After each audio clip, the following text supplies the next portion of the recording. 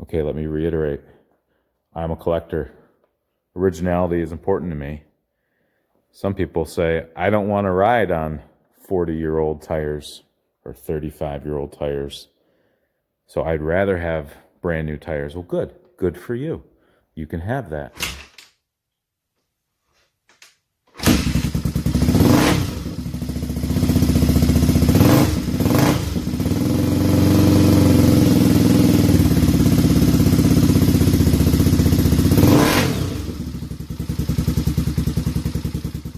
Hey everybody, welcome back to another episode of This Old Trike.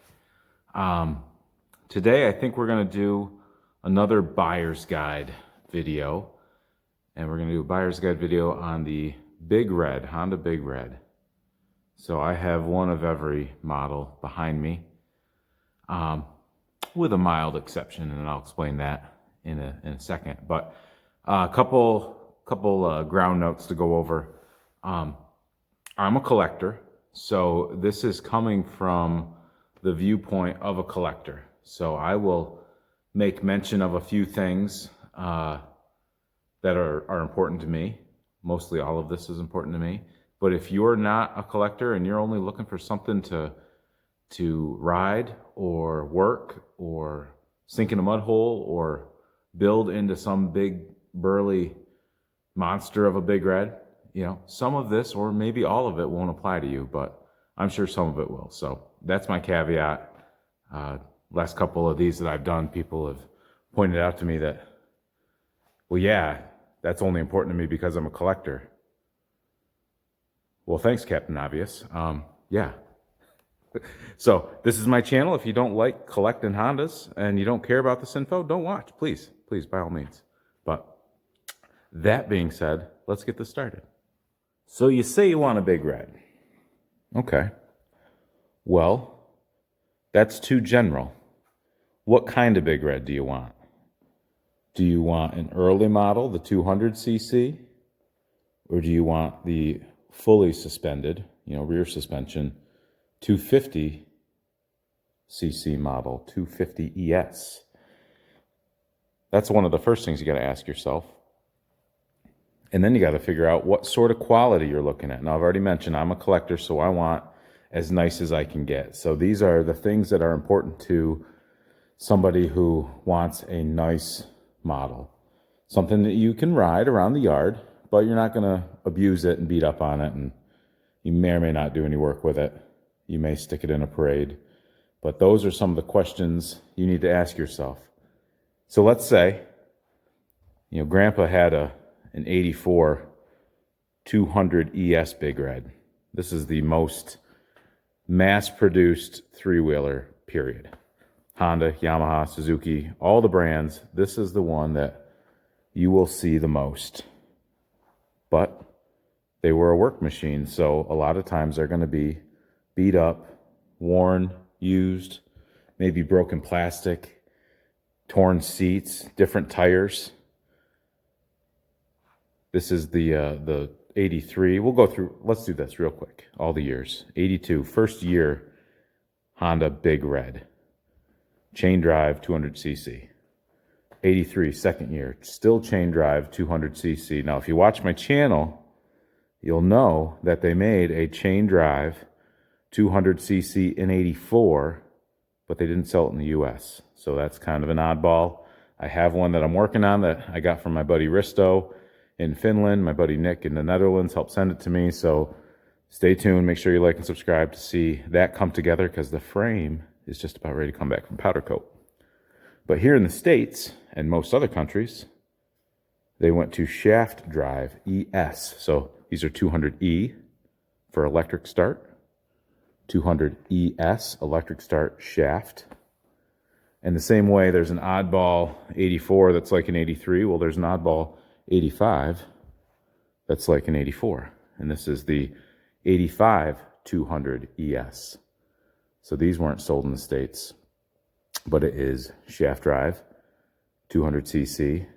And like all the other models in 85, they went to upshift.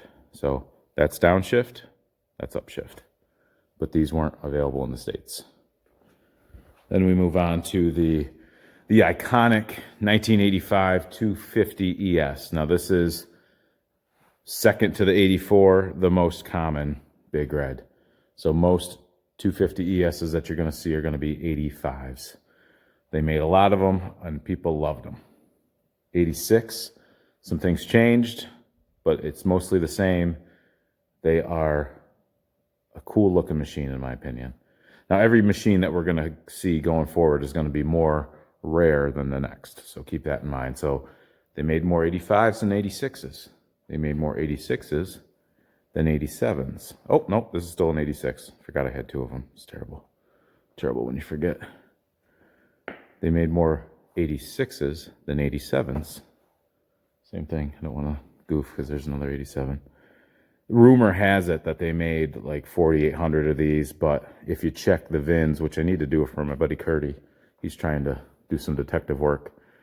You know, the argument is, did they make more than that 4,800, but some of the however many the number is got cut up, and so the 4,800 is what was sold? I don't think anybody really knows, but they made more 87s than they made 88s. So this is an 88 Big Red, not to be confused with the 88 Super Red in Australia. So this one came from England. My buddy Matt Jones helped me get this one, and we've become great friends since then. He helped me get the 85-200ES too. So cool guy to know, and I'm thankful that I've gotten to know him. But a lot of people say, oh, the 88 should have been a Super Red. No, you're wrong. In Australia, New Zealand, all the Big Reds were Super Reds. There was a copyright deal where Honda couldn't use the word Big Red because of Heinz tomato soup had a soup called Big Red, or at least that's what I've been told. If I'm wrong, point it out, but I do know that all the Big Reds in Australia and most of New Zealand, maybe not exclusively to New Zealand, were Super Reds. But anyway, so that's the lineup. So you got to figure out, how nice do you want it? Do you want something that's got aftermarket tires on it, but the plastic's nice, the seat might be, you know, torn up but original?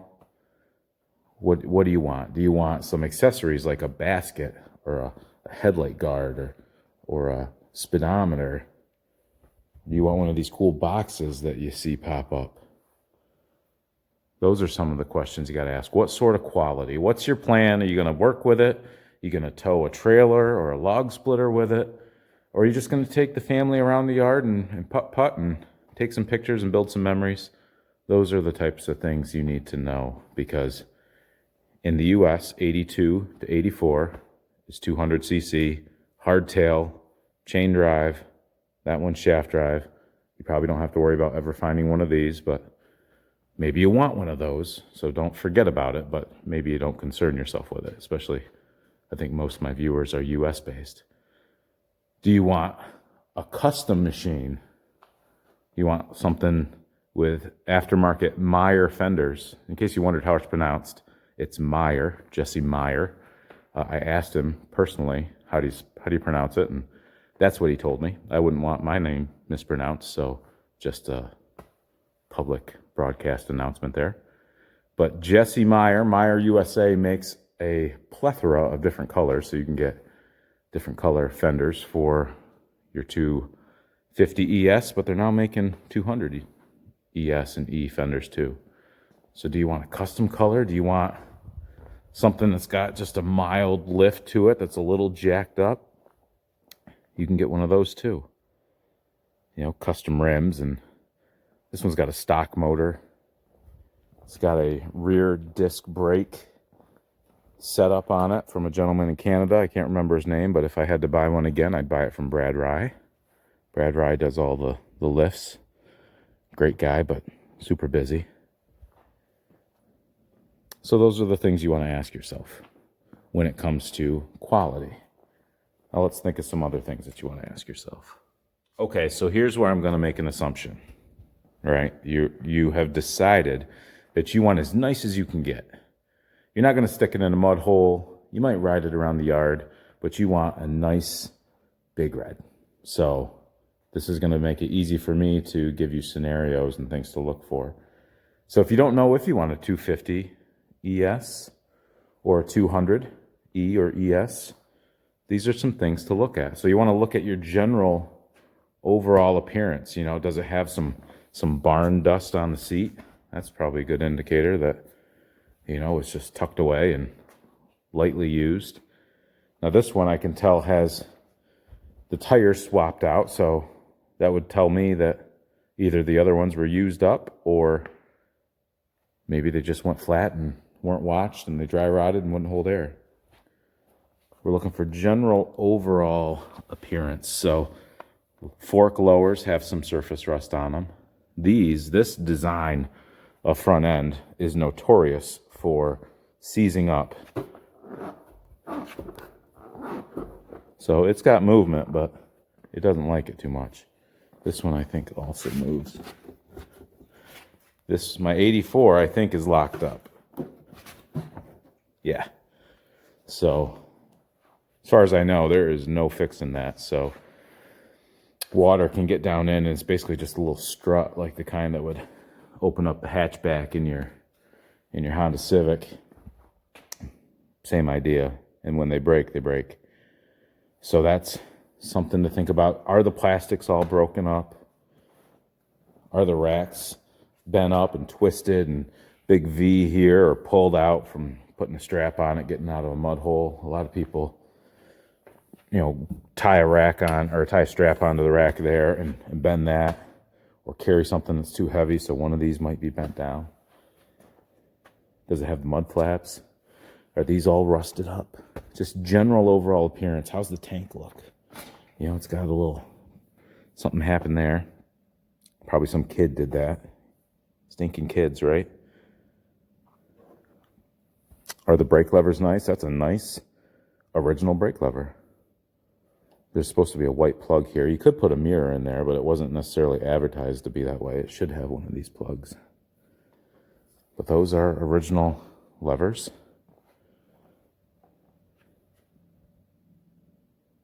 Some surface rust here, but just general appearance, you know. On the 250s, same idea. You know, you're looking for the case wear,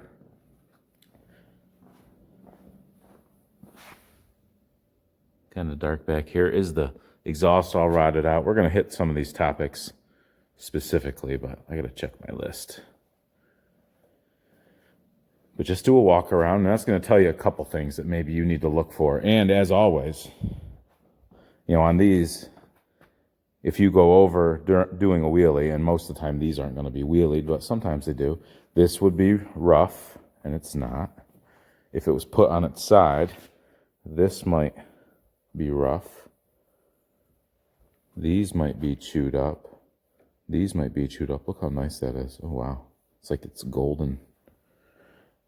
It's like Mr. Twisted doing all his golden restorations. It's not factory correct at all, and it makes it really easy for him to plate things all one color and advertise it one way, but whatever. That's cool. That looks a little bent. Anyway, I'm getting in the weeds. So do a general overall appearance. Now let me think of what else I need to say. Okay, now we're going to talk about the fenders and the seat. So we're going to cover the 200s separately from the 250s. Fenders and seat. So these are OEM fenders. The fenders from the 84 and 85 will fit on a 83, 82, but they're different. Let me show you how. See how that angle goes straight and that angle goes straight. But this one's cut out to go around the subtrans, and that has a subtrans too, so that's got to be cut out. But those will fit on an 83, 82, but if you try to put that on this, it'll interfere. But it's supposed to be like that. So if you see that and you go, oh, it's cut out, it's not. So don't worry too much about it. And actually, on a 200M, they're cut out like that, but there's no subtrans. But so fenders from a 200M will fit all the 200cc big reds. But a lot of times these will get broke here, something, they hit something, or something gets pushed down through. So these are nice crack-free 200 fenders. The seats, you'll notice these have a seam, 83 and 82, and the 84s have no seam. So don't make the mistake that these are recovered. These are how they came. These have metal seat pans, metal. Then they go to plastic in 84. So the same thing, the 200Ms have plastic seat pans, and those seats will interchange. So if you find one that's got a bad seat, but you know your buddy's got a 200M that's in good shape, and you might want to do some swapsies, some Admiral Swappington moves, you can do some swaps like that.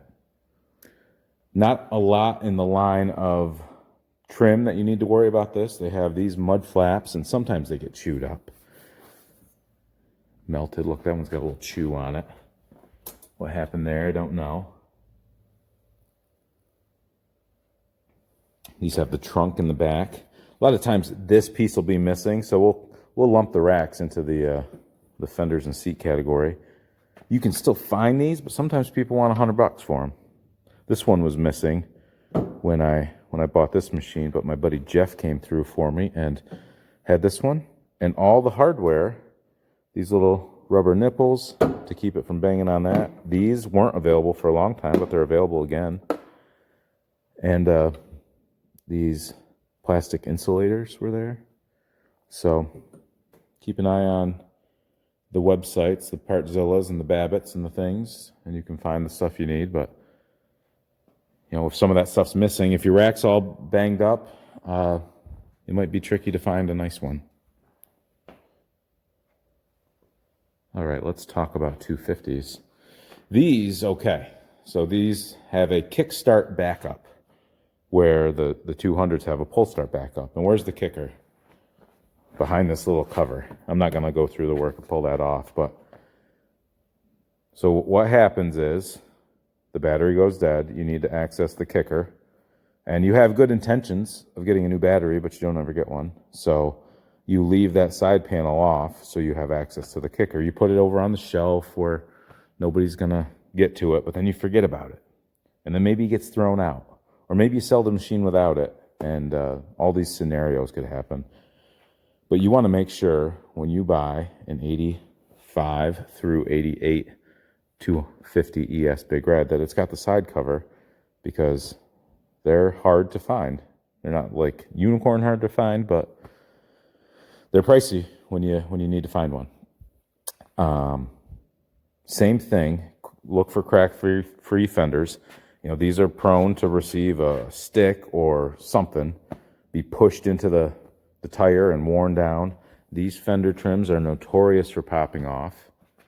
And a lot of cool 3D printed stuff is coming out, so you could buy 3D printed ones of those, but you look close and you can tell a 3D printed piece from factory injection molded piece. A lot of times the fix to keep these from popping off, they put a screw there. And it's a factory screw. I don't know if any of mine have it. I know I've had them in the past. That's a different story. We'll talk about that in a minute. But make sure your kicker cover is intact and your fender trims. And with these, the tail lights come through the fenders, and you can still buy lenses, but you can't buy the white piece that holds the bulb.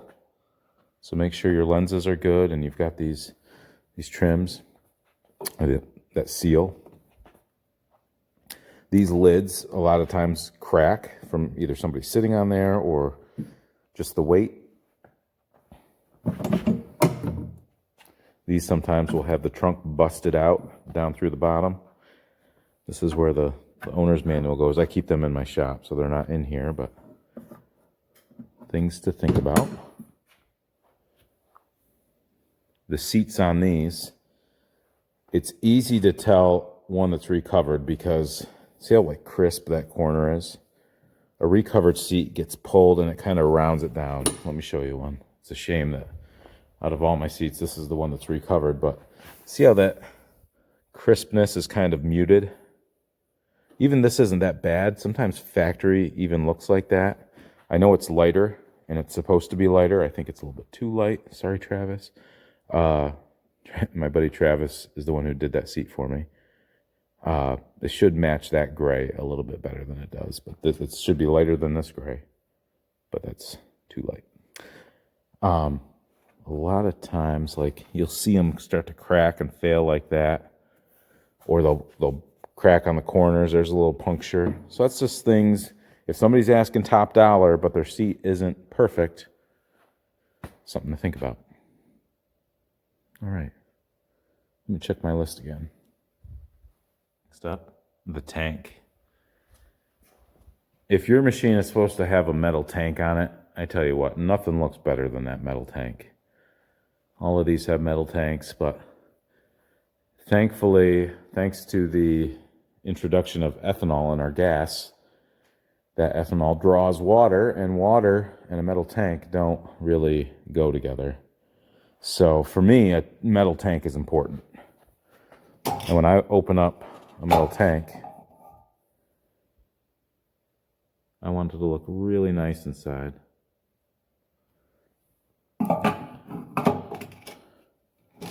I don't want it to look like this.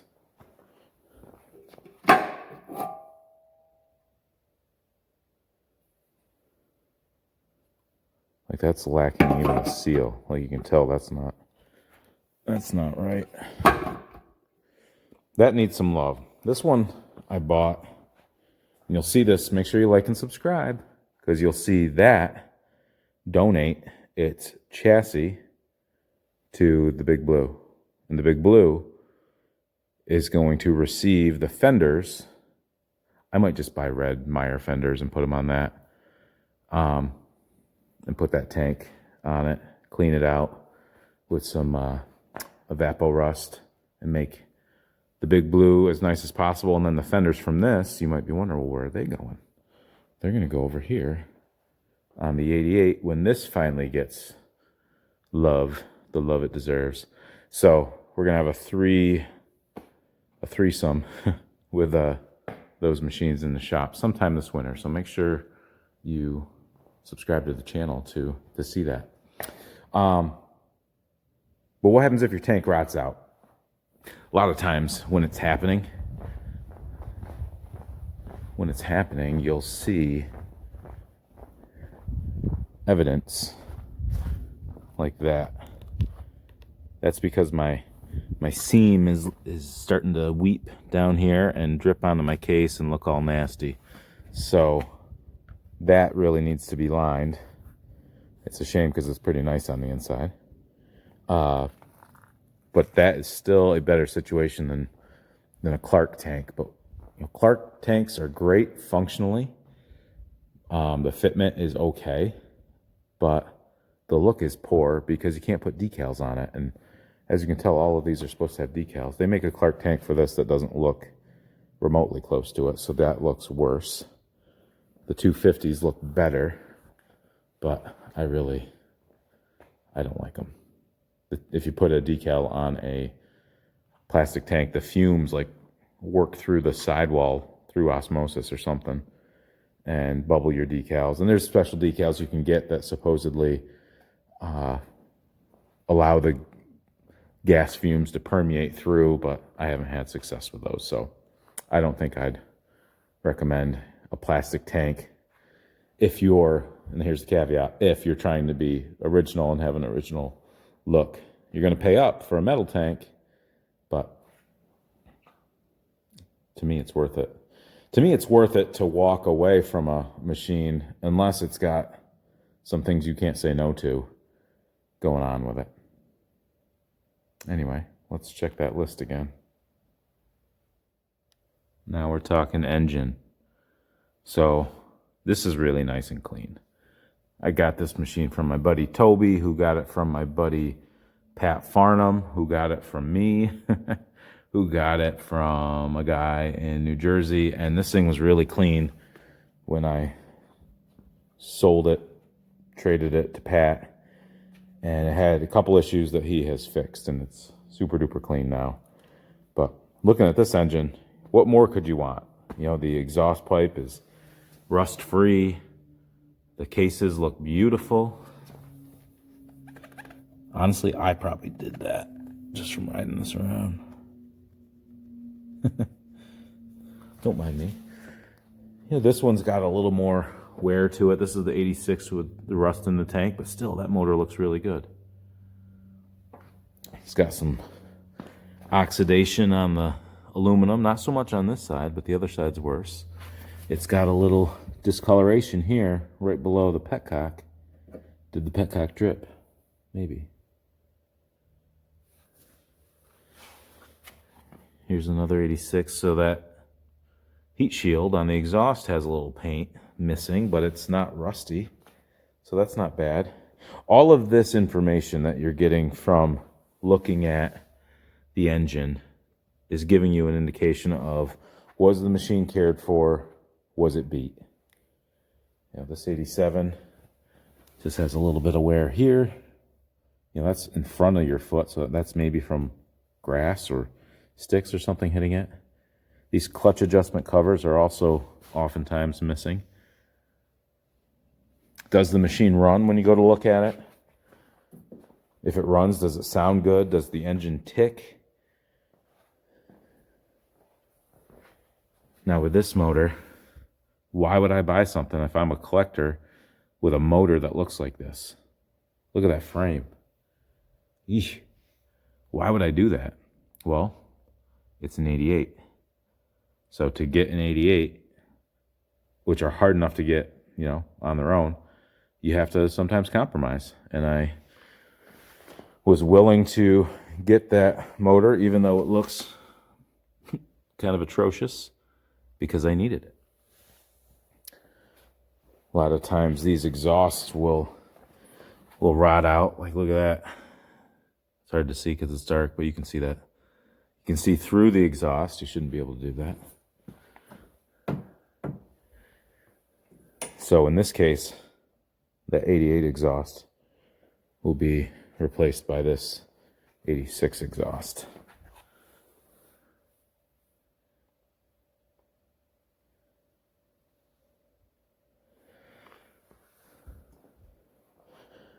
With the big reds, when they kind of get wore, sometimes you'll hear the timing chain start to slap a little bit, and it's not the end of the world. You can replace them or hopefully, possibly adjust them, but sometimes there's no other option but to replace it.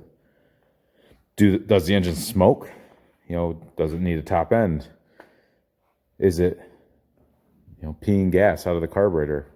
When I went to move my 85 today to bring it back here to put it in the lineup, I don't know what happened. I think it was just the needle valve in my carb must have been hanging open a little bit or something, but it pissed a whole bunch of gas out, and I ran it for 10 minutes, and she's good to go again. But just check the motors out for case wear. Like, these are notorious for having wear there. Not a big deal. Look for dripping carburetors and some of the indicators we've already talked about. Let's see. What's next? A couple things I didn't say was that check the carburetor. It's going to be difficult to tell with it on the machine, but you want to see that it's an original, because some of the China carbs, even though they might run okay, they are still not as good as OEM. And you might think, oh, I can't rebuild a carb. Send it to Curdy at 223. Or if you need a carb rebuild kit, buy one from Curdy. He's got outstanding products, and he's got a YouTube channel of his own that shows you how to rebuild your carburetor. I don't know that every carb is on there with a video, but once you do one, they're all pretty similar. So just want to say there's no replacement for an OEM key and carb. Check out all your drain hoses. You want to make sure all that looks factory. Check your air filter. You know, with these, you got to unscrew a couple wing nuts. The 250s just have a couple snaps. I know the 250s you can still buy OEM Air filters. This smells a little gassy still. I wonder if it's leaking. OEM air filter. A little dry. Might need a little more love, but there's not a rat's nest in there. You know, uni filters, moose filters, aftermarket filters, not a huge deal because they're all going to work roughly the same. Aftermarket exhaust, you know, you start to find things that are loud. I'm going to post a link in the comments and also over top of this video of a guy making OEM replica exhausts. I have one that I'm going to use on probably that Big Blue, but you'll see that coming up. And heel guards. I know we're getting out of order. That's kind of an accessory, but did you know the 88 Big Red in England's came with OEM heel guards? I don't have them on this machine because I loaned them to the gentleman who makes the exhausts. He's making OEM heel guards too, so watch those get installed in an upcoming video. You can put them on whatever Big Red you want. Okay, we're going to talk about the frames right now. So with these not being sport machines, you're not necessarily looking for a lot of frame damage or cracks. If you've got frame cracks, there's going to be a lot of other indicators of abuse before you get to, let me check the frame for cracks. 350X, you know, especially in 85, is prone to cracking, but, you know, a Big Red, not so much. But let's talk about frame rust. Now, if this was an 85, I probably would walk away. Say, eh, unless the price was right and I absolutely needed to have it. That has a lot of corrosion on it. It came from England. England, you know, stereotypically in my mind, I associate with, you know, rain and wet climate. I would rather have a Big Red with a nice clean frame. If you've got an 86, you know, you're not so concerned necessarily with making sure your frame is the right year when it comes to a Big Red, but one of the ways you can tell on an 86, it's the only year that has the steering stop lock. So your key works in that lock, and you can cock the wheel and lock your steering stem, and also it locks your helmet strap in there. Helmet holder right there. So here's 86. There's a frame sticker. These can be reproduced, so that shouldn't be, you know, the end-all be-all when it comes to verifying your frame. Let's see. It's going to be tricky to get in here. The light is going to work with us. Okay. G. 10th digit. 1, 2, 3, 4, 5, 6, 7, 8, 9, 10. That is a G. G is 86. I always use 86 as my starting point because a G and a 6 look similar, right? So the next year, A, B, C, D, E, F, G, H is 87.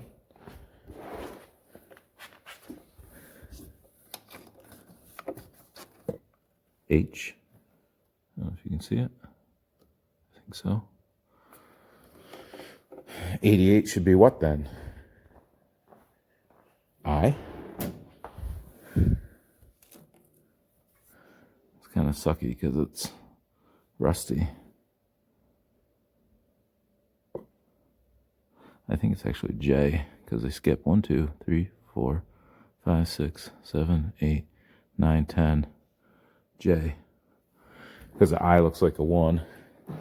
So they skip to J. So that's a way to verify your VIN, your year based on VIN. And your motor has a serial number too. You could do that. Get that book that I have if you want to know what the numbers correspond to. That's only going to have the English only, the US only, rather, models. Let's see. You check for rust. You can check for paint. You can check, see if it's powder coated. Like this is a powder coated frame. Are you going to be able to tell that's powder coated? Probably not. That's all restored. I did that this summer. You can tell if it's done wrong, if it's a rattle can restoration and there's overspray on the motor and they, use WD-40 and Simple Green and stuff to make things shine. But if it's a naturally looking nice machine, you should be able to tell. All right, let me check my list. Tires and rims. Okay, let me reiterate. I'm a collector. Originality is important to me. Some people say, I don't want to ride on 40-year-old tires or 35-year-old tires. So I'd rather have brand new tires. Well, good for you. You can have that. But if you're looking for the most valuable way to have a machine, you want original tires. So original tires on an 85 through 88 are these Pro-Am 501s. Now this one's got a little brownish color to it. That one's been funky because I was in the process of painting that rim, and I had to throw one back on to move things around. So that one's dirty, but it's original. These, not original. But I have some original tire, well, off this 86. It's going to donate its tires and rims. On these especially, because they are a utility machine, you want to look for dings. Like that's got a little dinger right there. But it's a mostly clean looking rim overall. Those rims were powder coated. If you watch that video, I ended up painting them because the powder coat was just a little bit too dark. Those are original rims. Those are original tires. The original tires on a 200 are these Dunlops. Now if we look, we can tell on this one, that's got a tube in it. I, as a collector, would rather have an original tire with some dry rot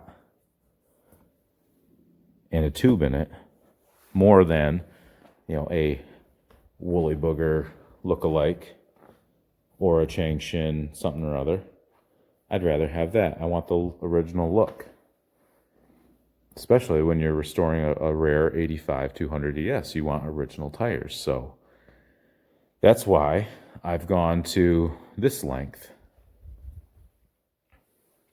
I've purchased an 200E Big Red. I got this from my very good buddy, Ryan Mallon.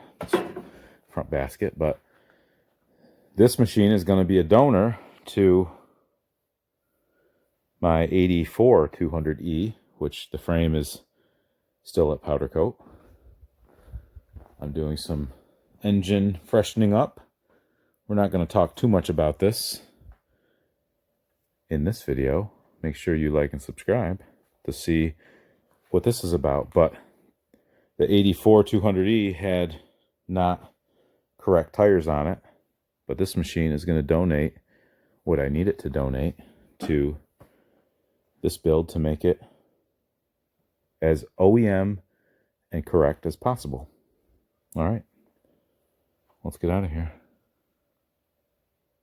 So yeah, that's all I have to say about that, really. The only other thing I guess I'll add, if you can't have a Pro-Am 501 or a Dunlop K whatever it is, let me tell you what it is.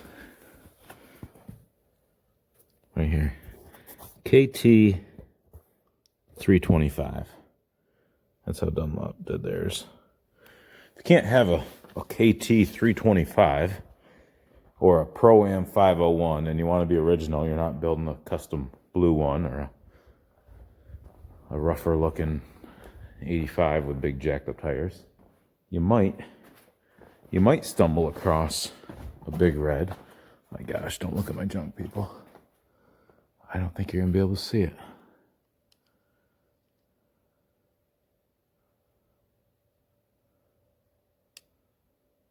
Those are XA 801s. No, 601s. Those are an optional and mostly underused Pro-Am tire. Let's see. I know I've got them on this 200 right here. That's probably the easier way to do it.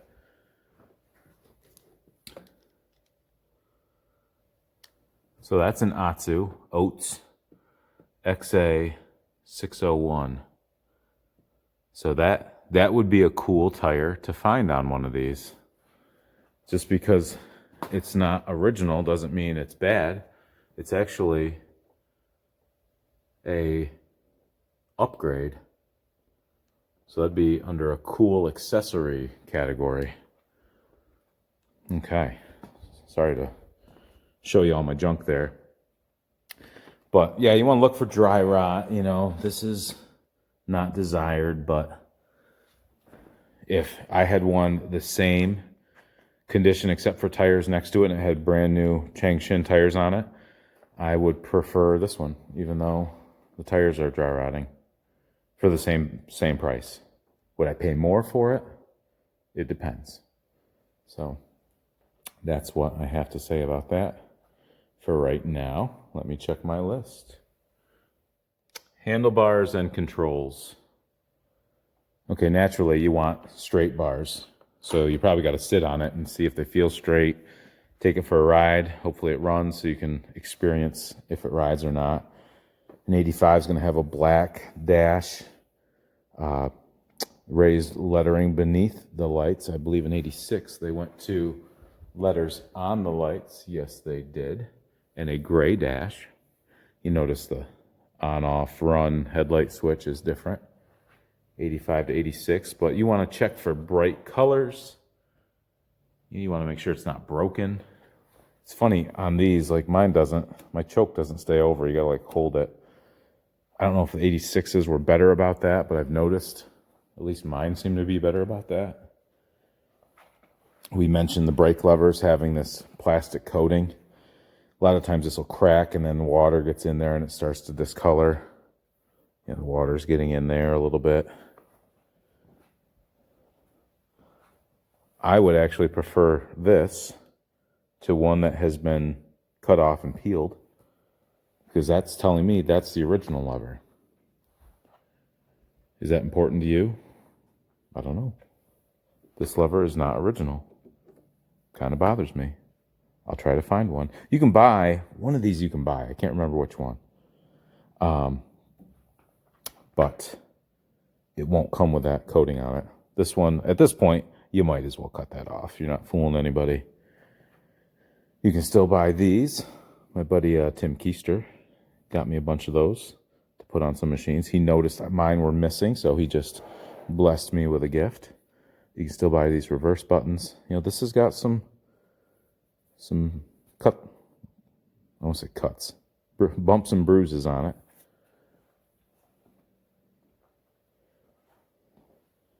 Yeah, these are rusty, looking pretty rough.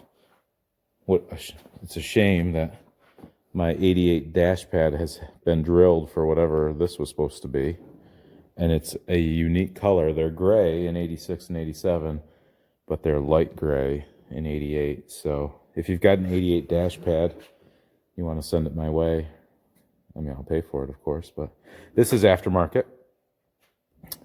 And you can tell it looks like it's an 85. It should be that color. And it's one of those Chinese ones that runs when it's off and kills it when it's on, because they're backwards. So those are things to think about, I think.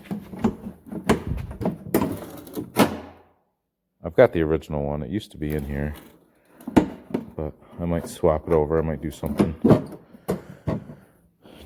with that. The 80, 85 and 84 are going to be the same, except 85's got that newer style, kind of like a 200X style throttle. But these are all the same except the lights. Lights on 84 look like this. These didn't have reverse, so they didn't have a reverse indicator. And they apparently thought you could tell if you were in neutral or not, so they didn't give you a neutral indicator. And on these, they didn't even give you a rubber pad. They were just like, hey, it's a Honda. If you bang your head, and you should probably try not to do that. But metal bar end, plastic bar end, plastic, and they're all the same grips and bar ends at the end for all these years. Okay. What's my list say? You want to see my list? A little cheat sheet? Just so I can keep things consistent.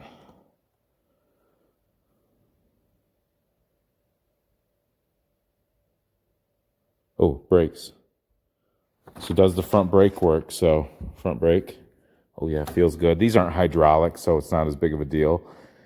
One of the biggest things that you'll encounter with these are sticking brakes. Like one of my 87s sticks. Like this linkage on the rear drum. It'll pull forward, but it won't release all the way. So I'm in there. This one too does the same thing. Not bad right now, but sometimes that could mean stuff in the cables that are dragging, or that linkage needs to be freed up. Is the parking brake connected?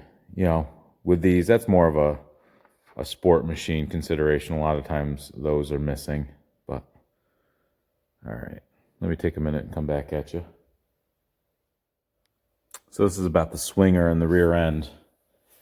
Now with these, you know, it's not chain drive. You can't really see the axle, but there is a straight axle in there. You can kind of give the wiggle test, check for bearing play, because there are bearings at the front pivot point there, at least on a 250, because these don't have rear suspension. Bless their hearts. Yeah, you want to check the shock, because sometimes these can turn into a pogo stick. That's decent. I think the 88 shock is pretty bad, but you'll tell a lot from just riding it around. If guys have been sinking these into mud holes and they got big tires like that, they blow out differentials. If they're overworking them because you're putting a lot of strain, the bigger the tire and the more aggressive the tread that you have on a big red, the more you're asking of that differential. And you can strip the splines on the axle or the corresponding gears. It's not ideal, but it's not something I tend to worry about because I don't particularly look at those machines.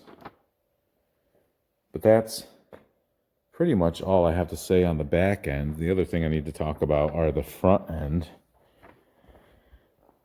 And, you know, I talked about these. Does it have a locked up front, or is it a working front? Actually, I think, well, that works. Barely. Poorly. Does it have the correct fork boots? Those are correct. These are correct. I'd rather have a correct fork boot that might not be 100% perfect. Maybe it's missing or it's got a void or something. Because these you can't get. These you can still buy, and if you don't want to pony up for the OEM ones, you can get a little bit more affordable versions from Curdy, 223 cycles. Everybody should just pause this video and go check out Curdy's website right now and see if there's anything you might need on there, because he's one of our Trike family and a great guy to do business with, and he'll always make it right. That is funny looking because it's probably twisted.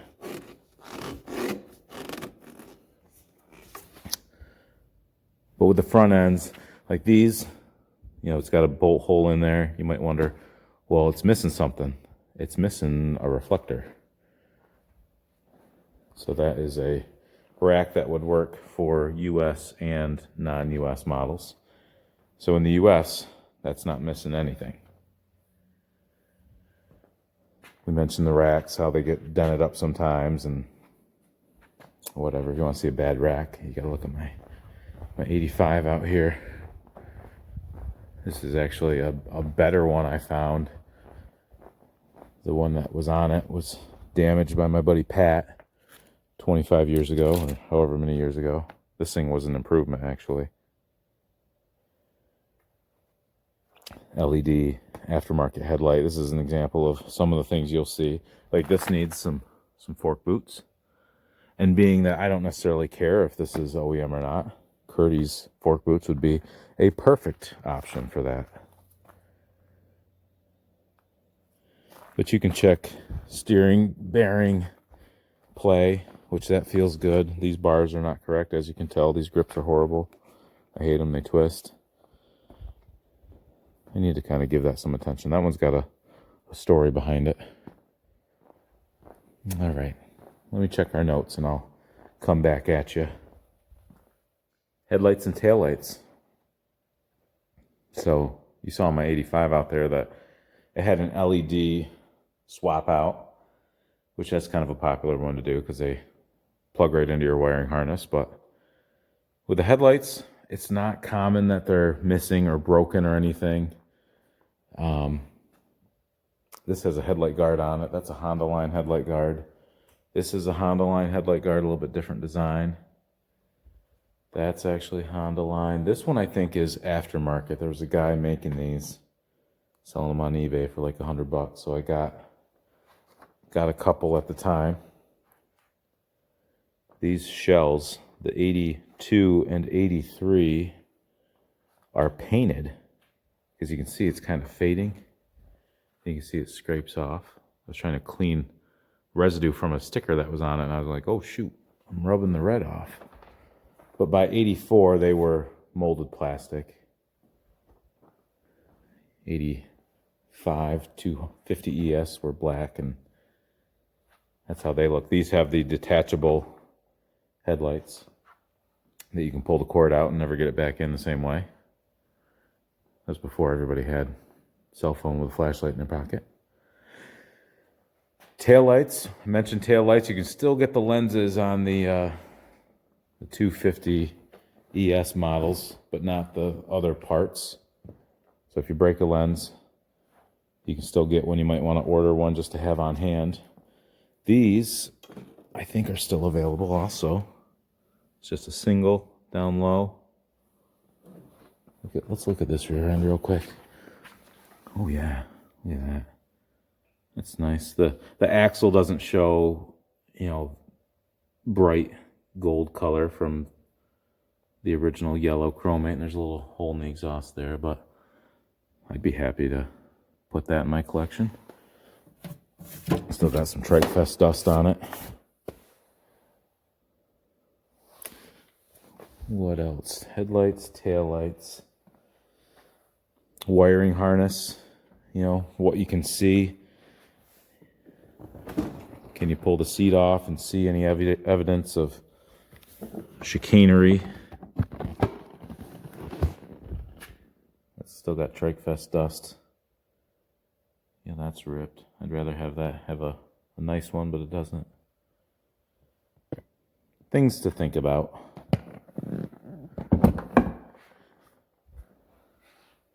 Then we can move on to toolkit, toolbox present, or the tools inside. Well, where's the toolkit? Well, since I've got that seat halfway off. Tools for a 82 to 84 and 85 in England. Have the kit right there, and tools are in it.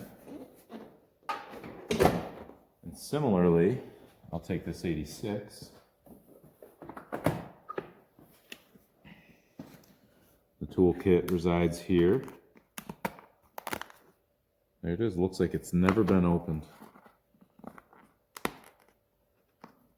That's that one with the rough tank. Seat pan looks really nice underneath. You can tell these are all factory staples.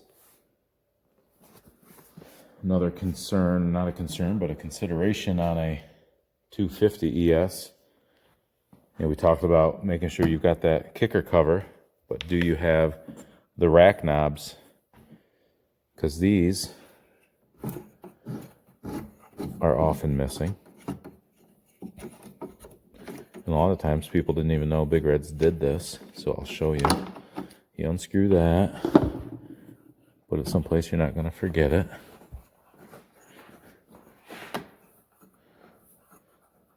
So the reason I want to swap out this chassis with my Big Blue is because this chassis is really clean.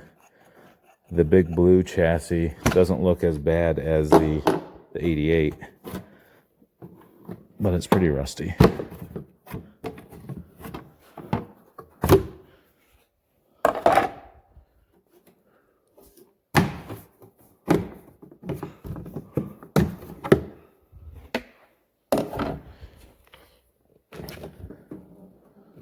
So they designed these to flip up.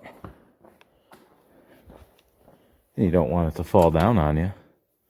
So they give you this little lift arm. So you can get in there in detail and do what you need to. That's pretty cool. Look at the underside of those fenders. Oh my gosh. You thought I had clean stuff. It's a really nice chassis though. That's going to look good for what I need it for. Okay, let me check my list one last time. I think we are in the home stretch. The owner's manual I told you is in the trunk on those.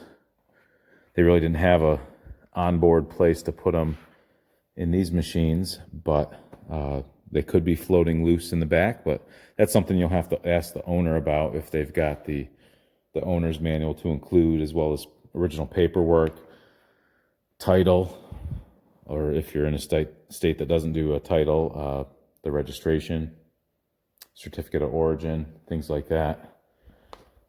Any cool goodies, you know, they might have the original service manual. They might not be thinking about it at the time when you're there to buy the Big Red, but they might have it tucked away and just forgot.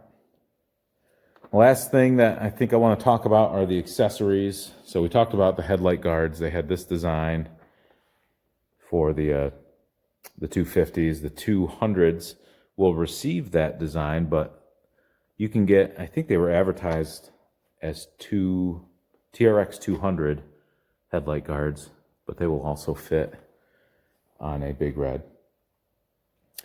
The boxes for the front. The basket for the front. They also had the speedos. We talked about the speedometer, which we often call speedos.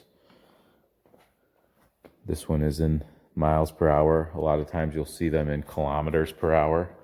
I think Canada got a lot that weren't used. I think my Big Blue has a speedo on it too.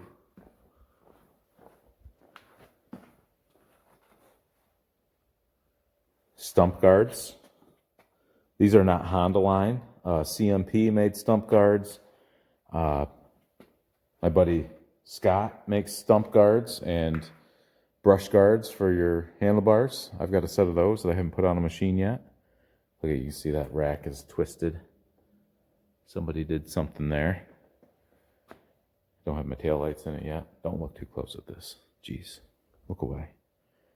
Speedometer, tachometer. I don't think these had a tachometer option.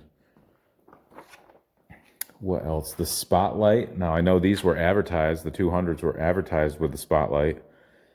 But John over at McWorth, he did a pretty detailed video on how even though the promotional material shows a spotlight on them, apparently there was some reason why they couldn't work. They made it work for the promotional materials, but then apparently didn't figure out how to make it work in real life.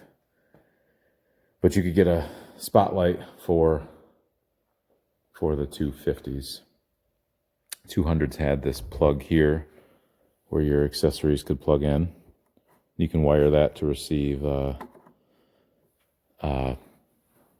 phone charger, different things. This one has it down here. You can wire up some speakers, so when you're sinking it in a mud hole, you can listen to your favorite country music.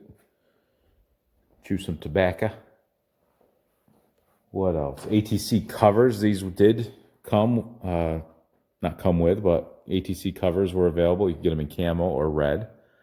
I've got a camo one that I got from a buddy of mine down in Texas, Chris Robinson. I bought that box on the 88 from him, and he sent me a camo cover also, not pristine or anything, but better than the one I didn't have. So I was very thankful.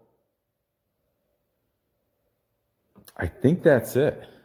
That's all that's coming to mind, but I'm probably missing something. Stump guards, I've said that. Oh, snow plows, Cycle Country snow plow. Tricycle guy loves plowing his driveway with his Cycle Country snow plow. So those were common. Not common, but those were available. but I know this video has gone way long, so I'm not gonna try to make up more info. So let's close this out. What do you say? So if you're buying a Big Red, those are the things you need to think about. Price, I'm not gonna throw out prices because the prices now might be different than the prices next year. And I want this video to kind of be relevant, from now forward.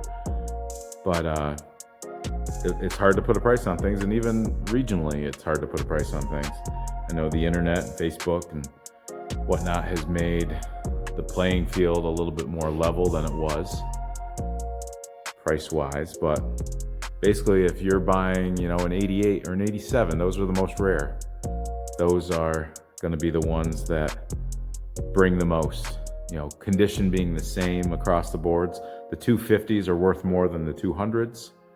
Unless you've got an oddball 85-200 and or an oddball 84-200E that you've imported from Finland. That might be worth more than an 85 Big Red in comparable condition, but maybe not. Depends who the buyer is. Depends who the seller is. So that's all I have to say, I think. I hope you enjoyed this. I have no idea how long it's going to be. I know I've been out here talking for a while, so I would imagine it's going to be quite long. But make sure you like and subscribe to see some of the other videos I mentioned that I've made or I will be making. And I guess that's it. From this old trike, from my garage to your garage. Hope your projects are going well. Hope you're getting ready for winter. And we will see you next time.